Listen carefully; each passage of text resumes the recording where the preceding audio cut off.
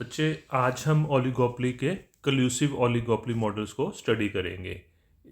हमने ये देखा था जब ओलिगोपोली का चैप्टर स्टार्ट किया था कि ओलिगोपोली के मॉडल्स को ना हमने दो हिस्सों में बांटा था, नॉन कल्यूसिव ओलिगोपोली मॉडल्स और कल्यूसिव ओलिगोपोली मॉडल्स। हमने 6 नॉन कल्यूसिव ओलिगोपोली मॉडल डिस्कस किए थे, कॉर्नोट्स, बर्ट्रैंड, एडजवर्थ, चैम्बरलिन, स्टैकलबर्ग और पॉल स्वीजी। इन सभी की मैंने वीडियो लेक्चर बना के आपके साथ शेयर कर दिए हैं। आज हमने डिस्कस करना है ये कल्यूसिव ओलिगोपोली मॉडल। ये जो कल्यूसिव ओलिगोपोली मॉडल होते हैं ना, इसमें ये होता है कि जो फर्म्स है ना आपस में कल्यूजन कर लेती हैं, लड़ने की बजाय, कंपटीशन करने की बजाय आपस में कल्यूजन कर लेती हैं, ताकि वो कहती हैं कि कस्टमर को, कंज्यूमर को बेनिफिट क्यों दें आपस में कंपटीशन करके। तो कल्यूसिव ओलिगोपोली मॉडल में दो तरह के मॉडल हम स्टडी करेंगे। नंबर 1 कार्टेल और दूसरा प्राइस लीडरशिप। कार्टल्स जो हैं वो दो तरह के होते हैं, cartels aiming at maximization of industry profit और market sharing cartel. Price leadership तीन तरह की हैं, price leadership by low cost firm, by dominant firm and barometric price leadership. Cartels में क्या है, इट इज़ ए सो मतलब not so strong form of collusion. इसमें फर्म्स जो हैं, जो एग्जिस्टिंग फर्म्स हैं, आपस में कार्टल बना लेती हैं and all decisions are taken by the central cartel administration. और सेंट्रल कार्टल एडमिनिस्ट्रेशन ने जो डिसीजन लिए, सारी फर्म्स को वो वाले जो डिसीजन है वो फॉलो करने होते हैं। तो आज हम ये कार्टल स्टडी करते हैं। पहले दो तरह के कार्टल हैं। सबसे पहला कार्टल हम स्टडी करते हैं, cartels aiming at maximization of industry profit. ठीक है, जैसे मैंने पहले कहा था, all decision are taken by central cartel administration. तो अब जो कार्टल बना है उसका मेन ऑब्जेक्टिव है टू मैक्सिमाइज इंडस्ट्री प्रॉफिट्स, कि इंडस्ट्री के टोटल प्रॉफिट्स को मैक्सिमाइज करना।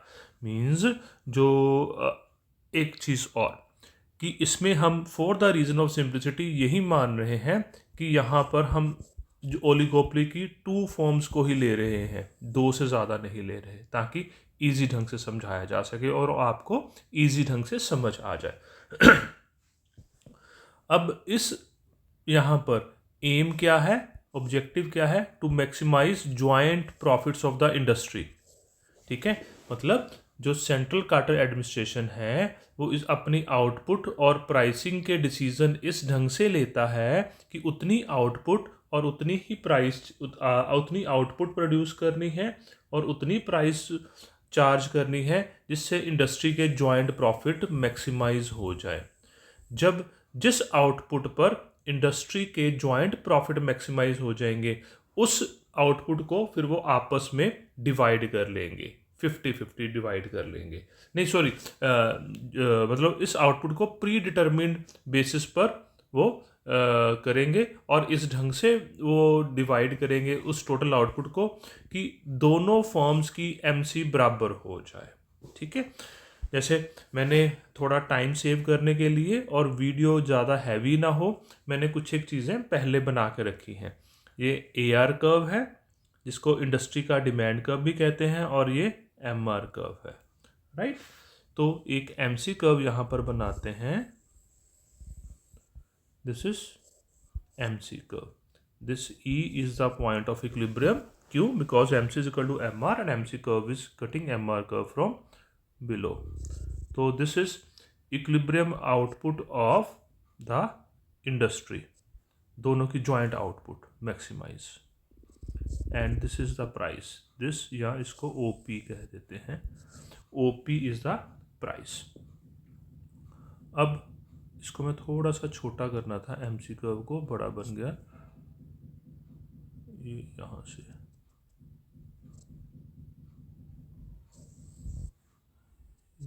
इसके साथ ना ये डिजिटल पेन के साथ थोड़ी लाइन सीधी नहीं बनती ना।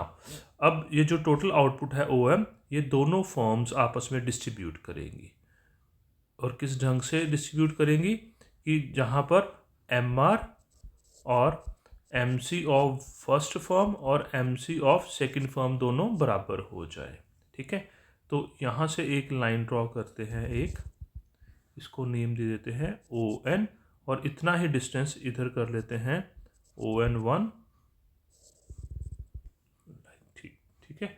और एक यहाँ से MC ऑफ फॉर्म 1, और यहाँ से MC ऑफ फॉर्म 2। इस पॉइंट को कर देते हैं हम, नेम दे देते हैं R, और इसको दे देते हैं R1। अब टोटल आउटपुट प्रोड्यूस जो करनी है OM है। OM डिस्ट्रीब्यूट आउटपुट करेंगे दोनों फॉर्म में।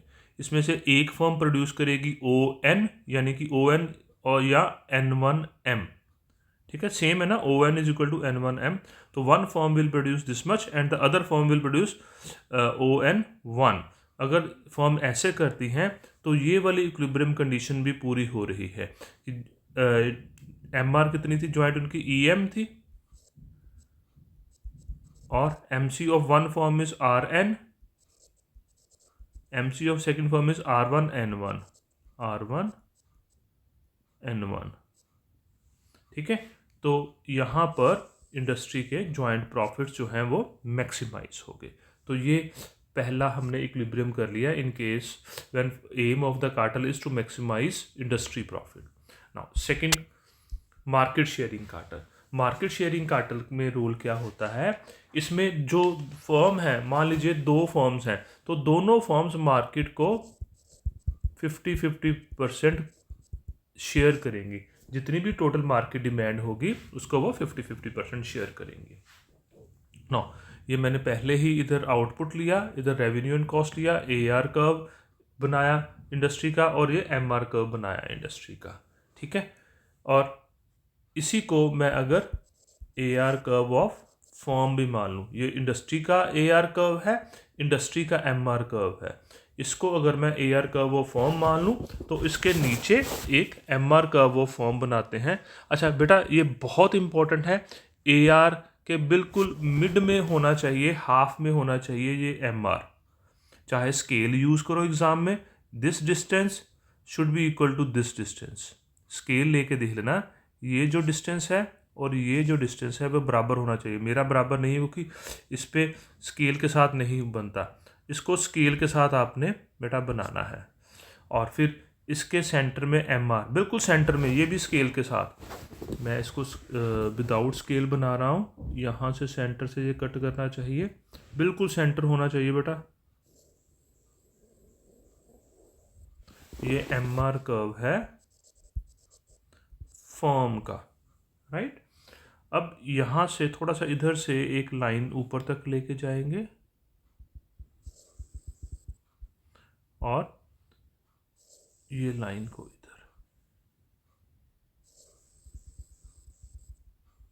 अगर आपके ये डिस्टेंस, अगर आपने ये कर्व जो बनाए हैं ना बिल्कुल सेंटर में बनाए हैं, तो ये OM is equal to ON होगा,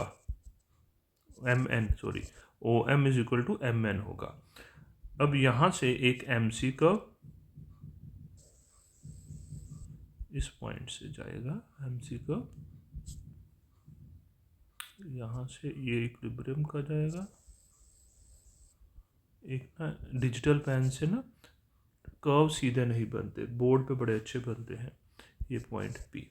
अब this is the equilibrium point, और टोटल इंडस्ट्री की आउटपुट है ON, और ये टोटल इंडस्ट्री की आउटपुट को दोनों फर्म आपस में 50-50% शेयर करेंगी। एक फर्म प्रोड्यूस एंड सेल करेगी OM, दूसरी फर्म करेगी MN1। Both the firms will share the market 50-50। ये पहले ही कार्टेल के एग्रीमेंट हो गया था, ठीक है। अब कार्टेल के बाद ये देखिए अगली क्या चीज़ है, दोनों कार्टेल्स हमने डिस्कस कर लिए। अगला है प्राइस लीडरशिप। तीन तरह की है, by low cost firm, dominant firm and बैरोमेट्री।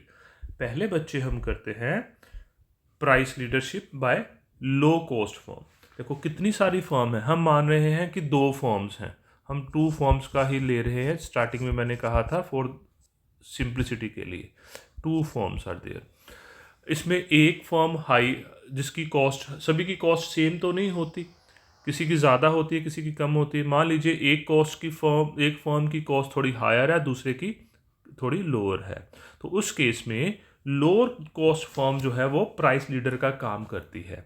तो वो lower cost firm sets the price, वो अपने अकॉर्डिंगली प्राइस जो उसको ठीक लगती है, जिस पर उसके अपने प्रॉफिट्स मैक्सिमम है, उस प्राइस को डिटरमिन करती है। और वो प्राइस जो लो कॉस्ट फर्म ने डिटरमिन कर दी उसको दूसरी फर्म भी फॉलो करती हैं, और उस इक्विलिब्रियम प्राइस पर जितनी टोटल इंडस्ट्री की आउटपुट है वो 50-50 शेयर करेंगे। ठीक है, देखो लिखा भी है मैंने, लो cost firm sets the price, market is shared equally 50-50। तो ये मैंने डायग्राम थोड़ी सी पहले बना के रख दिया। कर्व आईडी इंडस्ट्री का डिमांड कर्व है, एमआरआई इंडस्ट्री का एमआर कर्व है। ये आईडी कर्व को एआर कर्व भी बोलते हैं, और इस एमआर कर्व ऑफ इंडस्ट्री को मैंने एआर कर्व ऑफ फॉर्म लिख दिया और इसके सेंटर में एमआर कर्व ऑफ फॉर्म ला दिया। राइट, तो एक जैसे पिछली डायग्राम में बनाया था, यहाँ से एक स्ट्रेट लाइन लेके जाते हैं और उस लाइन को यहाँ से नीचे, अगर आपकी ये जो सारी लाइंस है ना बीच बीच में सेंटर में बनी है ना, तो आपका ये डिस्टेंस ओ M1 और M1N बराबर होगा। राइट, अब एक थोड़ा सा इधर से ये लाइन इधर लेके आते हैं, स्ट्रेट होनी चाहिए ये OM2। अब ये वाला पॉइंट और ये वाले पॉइंट से कर्व बनाने हैं, MC कर्व, ये वाले point, this is MC curve of form 1, MC curve of form 2, AC भी बना लेते हैं। ये this is equilibrium point of form 1, वैसे रहने दो, इक्विलिब्रियम छोड़ो, ज़्यादा होच पोच हो जाएगी डायग्राम। और ये इक्विलिब्रियम पॉइंट है फॉर्म 2 का। फॉर्म 1 के लिए इक्विलिब्रियम प्राइस है ये P1 M1, फॉर्म 2 के लिए इक्विलिब्रियम प्राइस है P2 M2। यानी कि फर्म 1 लो कॉस्ट फर्म है और फर्म 2 हायर कॉस्ट फर्म है। तो फर्म 2 जो हायर कॉस्ट फर्म, उसकी इक्विलिब्रियम कहाँ पर है, जब वो P2 M2 प्राइस चार्ज करे। फर्म 1 का इक्विलिब्रियम प्राइस कौन सा है, P1 M1 है, बट ये लो कॉस्ट फर्म की मानी जाएगी क्योंकि वो प्राइस लीडर है, ये पहले ही हमने कहा है। तो उसने प्राइस फिक्स कर दी P1 M1। इस प्राइस पर एक फर्म OM1 प्रोड्यूस करेगी, दूसरी फर्म M1N, यानी कि टोटल जो मार्केट डिमांड है ON, it will be shared 50-50। हम यहाँ पर ना जो MC कर्व के साथ साथ AC कर्व भी बना सकते हैं छोटे छोटे। ये AC कर्व ऑफ फॉर्म 1 है, अगर ना भी बनाओ, डायग्राम होच पोच लग रही है ना, इसको छोड़ भी सकते हो AC कर्व को। AC कर्व ऑफ फॉर्म 2 ये ज़रूरी नहीं है। राइट, तो ये इक्विलिब्रियम पोजीशन आ गई बेटा। जब ये मेरी वीडियो लेक्चर देख रहे हो ना, जैसे मैंने पहले भी कहा, साथ में मेरे PDF नोट्स जो मैंने डिस्ट्रीब्यूट किए हुए हैं व्हाट्सएप ग्रुप में, वो ज़रूर उसकी हार्ड कॉपी साथ में रखना, तब ये अच्छे से समझ आएंगे। राइट, तो this is price leadership by low cost firm. अगला है price leadership by dominant firm. इसमें क्या है, कितनी सारी फर्म्स जो ओलिगोपोली में होंगी उसमें से एक फर्म को वो डोमिनेंट फर्म कह देते हैं, वो बड़ी फर्म है कोई, वो डोमिनेंट फर्म ऑटोमेटिकली जो बड़ी फर्म है वो प्राइस लीडर हो जाती है, वो प्राइस फिक्स करती है। ठीक है, तो dominant firm sets the price, और उस प्राइस पर जिस प्राइस को डोमिनेंट फर्म ने फिक्स किया है वो अलाउ करती है डोमिनेंट फर्म दूसरी फर्म्स को कि उस प्राइस पर वो जितनी मर्जी क्वांटिटी बेच दे। ठीक है, और बाकी की जो मार्केट डिमांड है वो डोमिनेंट फर्म पूरी करती है। ठीक है, ये देखो, it allows small firms to sell any number of units at that price, rest of the market demand is met by the dominant firm. Clear, इस चीज़ को बेटा ध्यान में, इसको तीनों पॉइंट्स लिखने हैं। राइट, तो अब एक डायग्राम बनाते हैं। इधर हमने आउटपुट लिया, इधर रेवेन्यू एंड कॉस्ट लिया, और ये टोटल मार्केट का हमने अलग अलग प्राइस पर जो डिमांड है वो बनाते हैं एक कर्व। ये डायग्राम बेटा थोड़ी सी कॉम्प्लिकेटेड है और गलत होने के चांसेस ज़्यादा होते हैं। इस डायग्राम को आपने बार बार बनाना है। राइट, यहाँ पर भी डिजिटल पेन के साथ थोड़ा सा गलती के चांसेस होंगे, चलो कोई बात नहीं, देखते हैं। आप समझना, इसके स्टेप्स अच्छे से समझ लेना बेटा। एक यहाँ से MC curve, combined MC curve सारी फॉर्म्स का, ये पहला ARMR कर्व यहाँ से हम ड्रॉ करते हैं।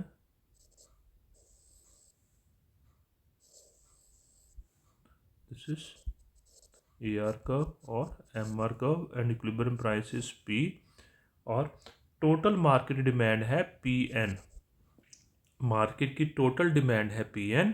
इस प्राइस पर सारी की सारी जो मार्केट डिमांड है it is met by the small firms और डोमिनेंट फर्म का शेयर 0 है, राइट। अब अगर प्राइस थोड़ी सी कम होती है P1, थोड़ी सी कम करवानी है, ज़्यादा नहीं करवानी, प्राइस कम होके हो गई P1, AR1, MR1। अब टोटल मार्केट डिमांड है N1। इस P1 N1 market demand total में से P1 S1 is met by the small firms और डोमिनेंट फर्म का शेयर है S1 N1। इसी तरह से प्राइस अगर उतनी ही और कम हो जाए P2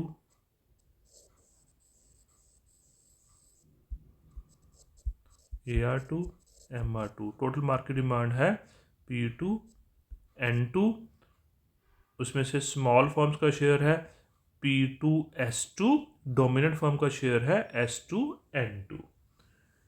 यहाँ से एक लाइन हम स्ट्रेट ड्रॉ करते हैं, राइट।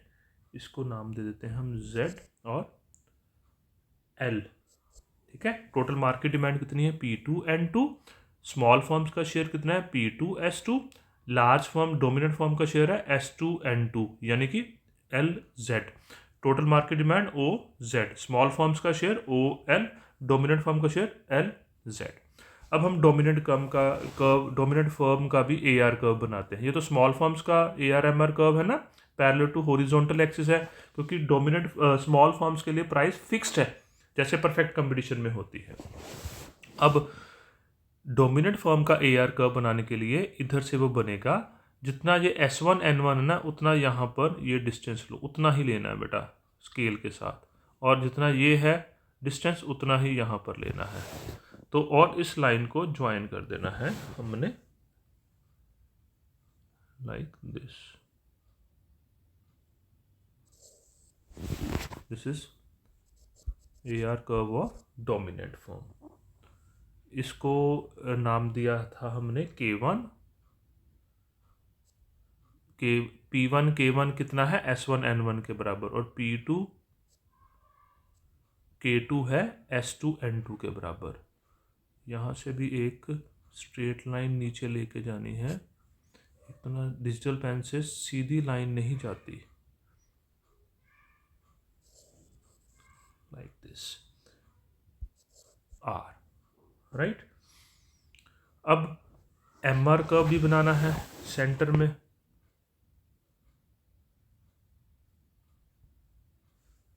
इसके सेंटर में ये MR curve of dominant firm, और यहाँ से MC कर्व भी डोमिनेंट कर्व का यहाँ से होके जाएगा ऊपर, straight line. This is MC curve of dominant firm, और ये इक्विलिब्रियम पॉइंट है डोमिनेंट फर्म का। क्लियर हो गया बेटा? मतलब ये इक्विलिब्रियम आ गया price leadership by dominant firm.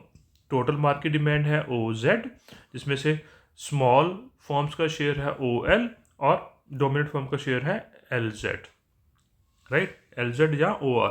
अगर हमारे सारे डिस्टेंसेस सारे ठीक है ना, तो दिस OR और LZ बराबर होंगे। मेरे थोड़े से ये छोटा आ रहा है, थोड़ा बड़ा आ रहा है, क्योंकि बिना स्केल के ये डायग्राम मैंने ड्रॉ की ना, डिस्टेंसेस सेम नहीं होते बिना स्केल के, तो आपने स्केल यूज़ करना है बच्चे। This is price leadership by dominant firm.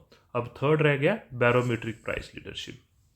इसमें जो है, जो प्राइस लीडर है ना, वो ज़रूरी नहीं है कि लो कॉस्ट फर्म हो, और जैसे मैंने यहाँ लिखा है, और ज़रूरी नहीं है कि ये बिग फर्म या डोमिनेंट फर्म हो।